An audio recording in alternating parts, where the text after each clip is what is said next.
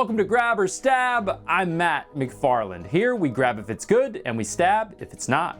Today we'll be talking about the 6th movie in the Chainsaw franchise, The Texas Chainsaw Massacre: The Beginning, released in October of 2006. But before we get into all of that, let me explain how decisions are made around this place on whether or not to grab or stab a movie. First of all, it comes down to how good are the kills. Second, the characters. Third, how did the movie affect either the genre or the franchise at the time? And lastly, how scary is it?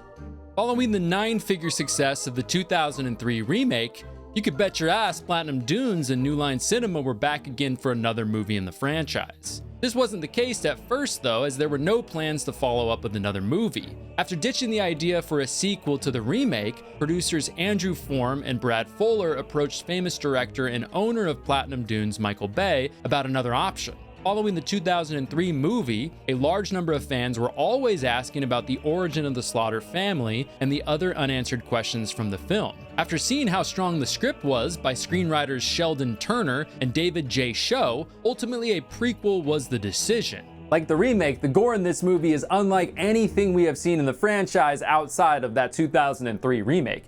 And if you thought the remake was gory, well, they just doubled down on that shit in this one, and we get the most kills that we've seen thus far in the franchise.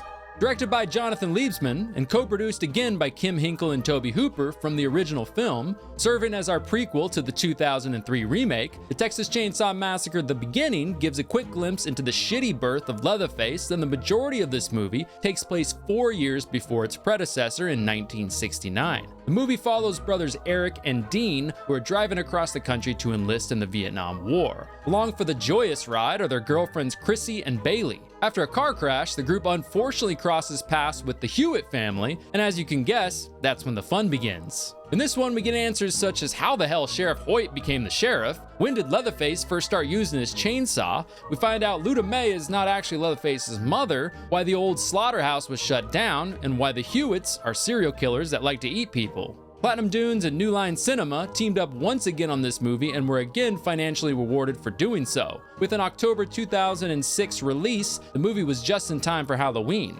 debuting at number 2 at the box office, grossing $18 million in its first weekend and earning around $51 million in total on a budget of just $16 million. Although this would be less than half of the previous movie, it was easily one of the most successful in the franchise. With that said, before we find out if the Texas Chainsaw Massacre: The Beginning is one we want to grab or one we want to stab, we need to get into the movie for a bit. The movie starts us out in August of 1939, which is 1 month before the start of World War II, and the movie wastes no time in throwing us straight into some shit.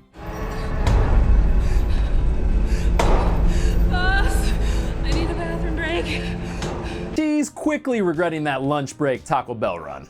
Oh wait, never mind, I don't think she's got the runs. In this opening sequence, we see the extremely sad origin of Thomas Hewitt, or as most of us know him as Leatherface. Here we see Thomas's mother giving birth to him in the slaughterhouse, and also finding out what a massive pile of shit his mother's boss was. Well, that's what you get for drinking on the job, Slow. Thomas's birth ultimately kills his mother and results in little Tommy being thrown into the trash can. Unfortunately for his future victims, but fortunately for Tommy, a younger version of Luda May from the previous movie happened to be digging through the trash when she finds the little fella and saves his life. After Luda introduces the new baby to Charlie Hewitt, the opening credits start. I thought the opening credits were a solid twist to what we had previously seen in the franchise. Here, really nailing home the title of the movie, we see glimpses of Leatherface's childhood, just your average American childhood full of dissecting animals and burning baby photos. Following the opening credits, we jump to July 1969 and the permanent closing of the slaughterhouse for health code violations. Shocker. Tommy Boy ain't gonna leave that fast though, because cutting meats is his life. Next, we meet our young victims, our wannabe John Rambo All-American boy Eric, played by Matt Bomer, and his girlfriend Chrissie, played by Jordana Brewster. The two are shacked up at a classy motel with Eric's brother Dean, played by Taylor Handley, and Dean's girl Bailey, played by Diora Baird. Don't worry kids, Dean and Bailey are just practicing tie me up in case Dean becomes a POW. Eric and Dean are on their way to deploy to Vietnam. However, Dean hasn't told Eric yet that he's planning a draft dodge by heading to Mexico with Bailey. Bit of a problem as Eric bleeds red, white, and blue. Back at the slaughterhouse, Leatherface is still refusing to leave and heads into his supervisor's office to forgive him for everything he did to his mother. Oh wait, never mind. I guess the severe lack of 15-minute breaks just put Tommy over the edge. And damn, he has to walk home too? Sheriff Winston Hoyt, played by Lou Temple, arrives at the Hewitt residence to let Charlie Hewitt know that his son Thomas made a boo-boo at the slaughterhouse. Charlie Hewitt is once again played by R. Lee Ermey, who's best known for his role in Full Metal Jacket. The two get in his patrol car to go look for Thomas in hopes the sheriff can bring him into custody. Charlie's got different plans though and grabs the sheriff's shotgun and rearranges his face. Shit, I just killed the whole fucking sheriff's department. Damn, I wonder what that felt like. Charlie, I'm sure his ears are still ringing. Then just tosses on the sheriff's clothes and elects himself the sheriff. Come to find out, the only reason this is even possible is because Sheriff Winston was the last law enforcement left and was even moving to Michigan next week. Along with the fact that a record drought is causing the town to lose just about its entire population, since the sheriff's badge says Hoyt, Charlie is now known as Sheriff Hoyt for the rest of this movie, and obviously in the 2003 remake of the original as well. And what better way to celebrate a new promotion than over a lovely bowl of sheriff soup with the fam? After a quick stop at Luda May Hewitt's general store and running into a group of bikers, our four victims continue their journey. Oddly, while they're in the car, Dean decides this is the right time to burn his draft card. But as this is all going down, some Terminator-looking hot biker chick attempts to rob the group, who you might recognize as one of the bikers the girls ran into at the general store. As Eric turns around to retaliate, they obliterate a cow crossing the road, causing the car to flip several times. A little crash ain't gonna ruin this robbery though, as our biker girl is determined to score some shit. What do you want from us? Oh, everything. How about we get this robbery thing out of the way, huh? Aren't you supposed to be protecting John Connor from Skynet right now? Just so happens Sheriff Hoyt's on an afternoon drive and stumbles upon the commotion. And you have the right to remain fucking dead and blows her away. Great, now the AI is definitely gonna take over the world. After noticing a burnt draft card in the wreckage, Sheriff Hoyt then takes the three victims along with the biker woman back to the Hewitt residence to do God knows what with. Why only three of them, you might ask? Well, amidst the crash, Chrissie was thrown from the vehicle. Monty then shows up to tow the vehicle back to the Hewitt residence. Chrissie's doing okay now and figures she'd hop a ride and try to help her friends. Back at Mama's house, Dean and Eric quickly realize this isn't your typical sheriff when a giant henchman comes out and hangs them both up. Chrissie then arrives with Monty at the home as well. As Thomas is preparing the biker girl to be chopped up, Hoyt begins his torture session on Dean and Eric, partially because he's just a sicko and partially because he wants to find out who the draft dodger is. Eric's life though does get spared for now, as Dean finally admits that the burnt draft card is his.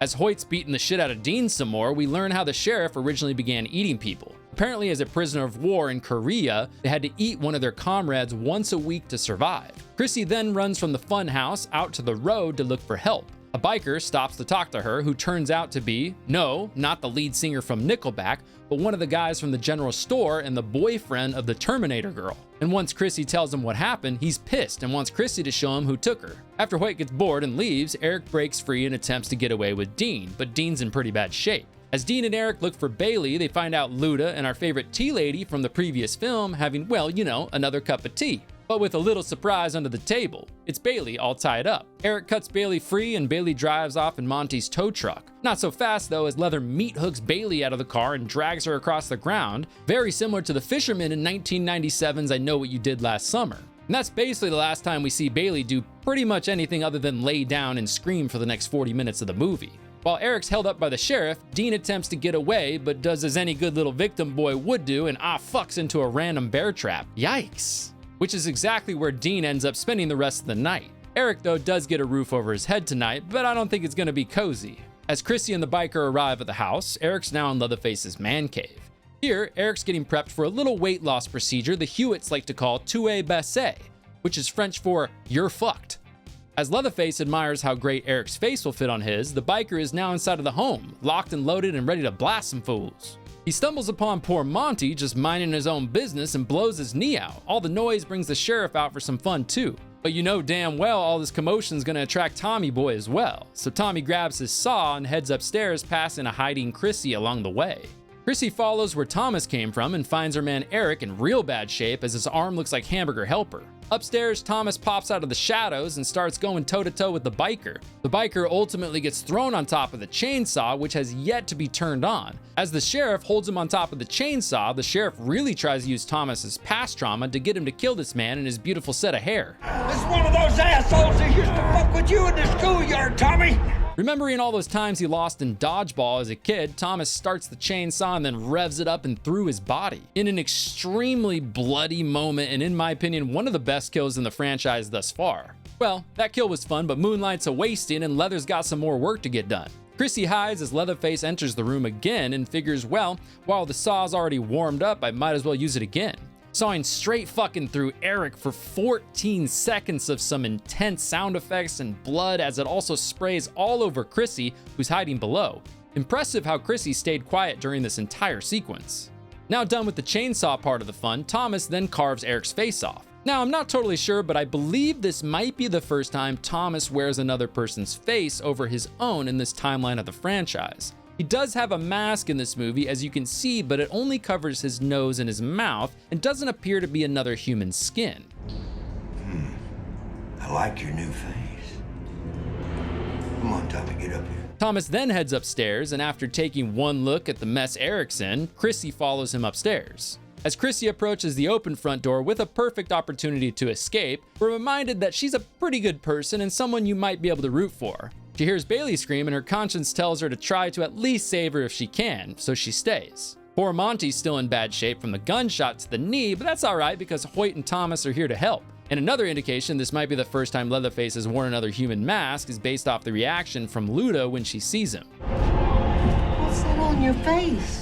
Now, like they're back in the Civil War, Hewitt decides the best course of action is just to take Monty's entire damn leg off. And because symmetry is so important to the sheriff as well, he tells Thomas to even him up and take the other one as well. Poor Monty, man. I'm also pretty sure the only reason this scene's even in this movie is just to add as much blood as possible. As Chrissie attempts to set Bailey free, the sheriff finds her and invites her to supper. Just a heads up, Chrissie, you might want to pass on the pot pie. I've heard it's a bit chewy. And staying true to the franchise, we get another Texas Chainsaw dinner scene. Bailey, Dean, and Chrissie now get to spend a little more time together. Slight problem though, is it looks like they tore out Bailey's teeth. Doesn't really matter though, because Leatherface just goes ahead and almost decapitates her with a real deep throat slit. Another moment nailing down how damn bloody and gruesome this movie is. Fed up now with all of Chrissie's screaming, Thomas picks her up and they head downstairs. But not so fast, as Chrissie stabs Thomas, then leaps out of one of the windows similar to the final girl Sally from the original movie. While this is all going on, Dean wakes up, sees his girlfriend dead, and then beats the living shit out of the sheriff.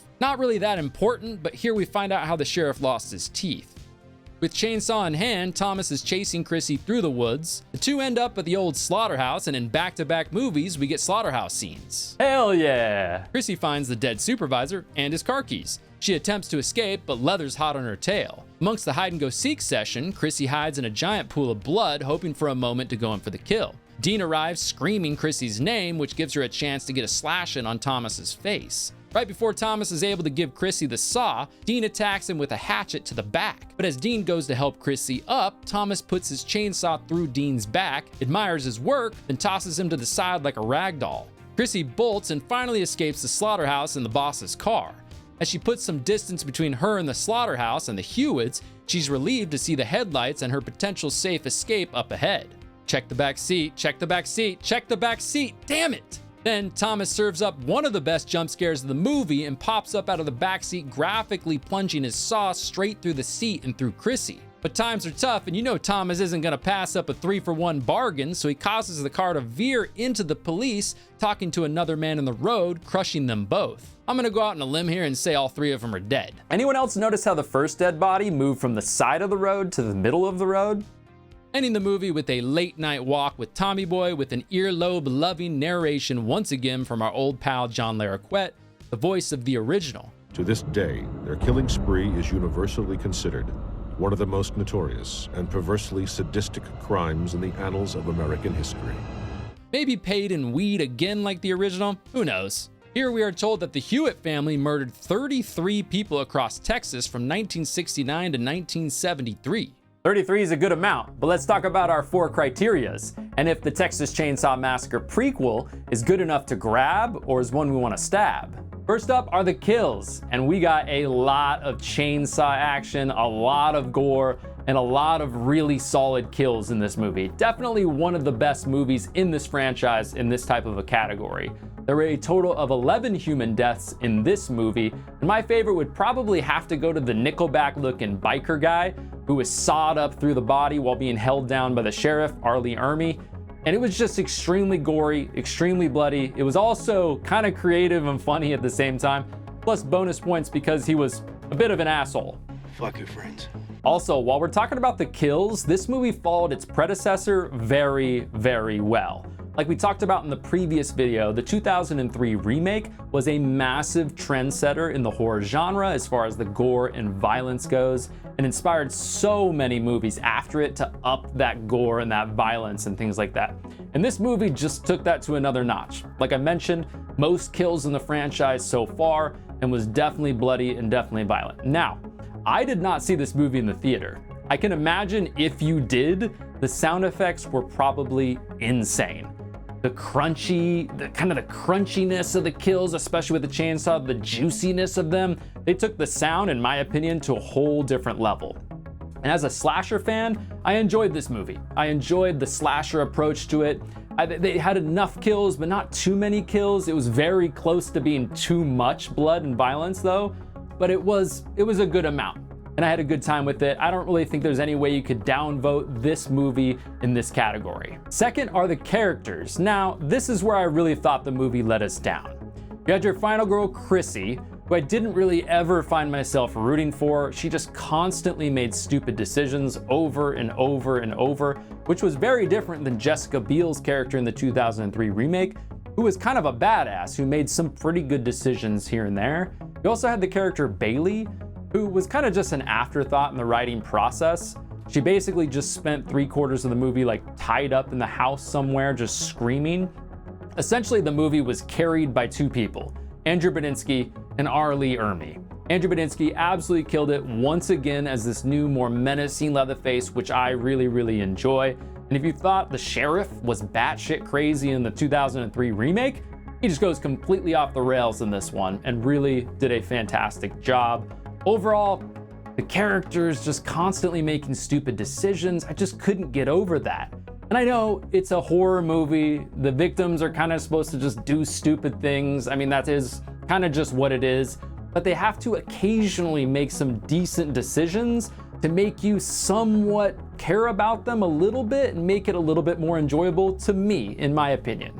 Overall, though, other than the Slaughter family and Andrew Bryniarski and R. Lee Ermey, I didn't think the characters were very good at all. Third, how did the movie affect either the genre or the franchise at the time?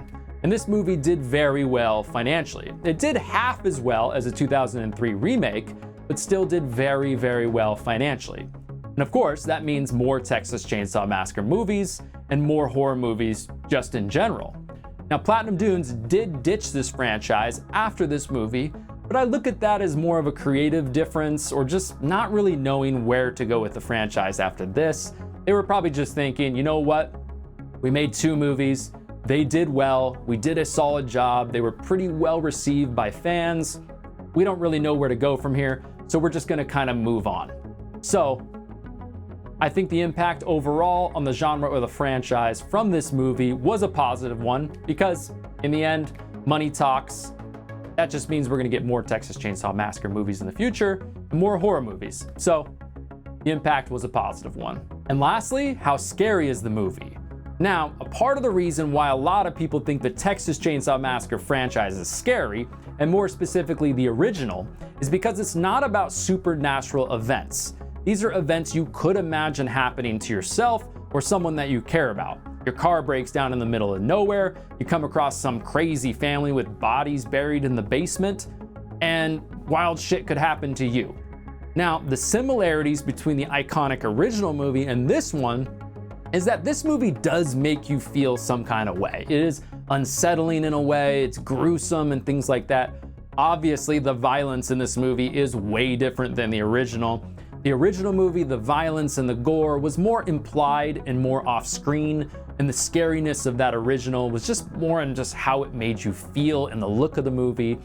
Now, the look of this movie was great. Very similar to the 2003 remake. Fantastic job with how kind of scary and gritty it looks. great job there. In my last video, I ranked the movies thus far as how scary they are. I would put this movie behind the first and the fifth movie as far as scariness goes. Overall, was this movie scary? It had its moments. And with all that said, I'm gonna have to go with a stab on this one. I did enjoy the kills. I do still think the Hewitt family is a good addition to the franchise, and I liked how they made the family a focal point in this movie, but honestly, I just couldn't bring myself to like this movie. Maybe 20, 30 minutes into the movie, I just kind of found myself bored.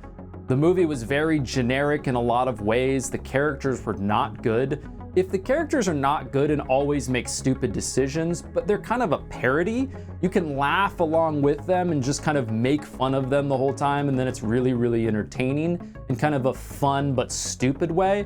But in this movie, it was like they were trying to make the characters good, but just didn't at all. Didn't enjoy the characters, didn't really enjoy the movie, honestly, much at all. So, a stab it is. And again, just because I don't like a movie by no means that you shouldn't go and watch it for yourself. A lot of people like this movie. Go and watch it. You might really, really enjoy it. I hope you do. Also, it just supports the horror genre in general, so make sure you go and watch this movie for yourself. And there you go. That wraps up the 2006 prequel, The Texas Chainsaw Massacre: The Beginning. Next week, we take a little skip to my loo into another dimension, into 3D and all the way to 2013, and take a look at Texas Chainsaw 3D, a direct sequel to the 1974 film. In the meantime though, I'm Matt McFarland, and you just finished watching Grab or Stab. Thanks for watching another Grab or Stab episode, everybody. Hope you enjoyed watching it as much as I did making it. If you enjoy horror content like this, or just horror content in general, make sure you subscribe to the channel and turn on those notifications as well. All of my social media links, including my Twitch, my Twitter, my Instagram, all that kind of stuff will be down below in the description. Be on the lookout every single Friday for new Grab or Stab episodes. And as always, everybody, take care.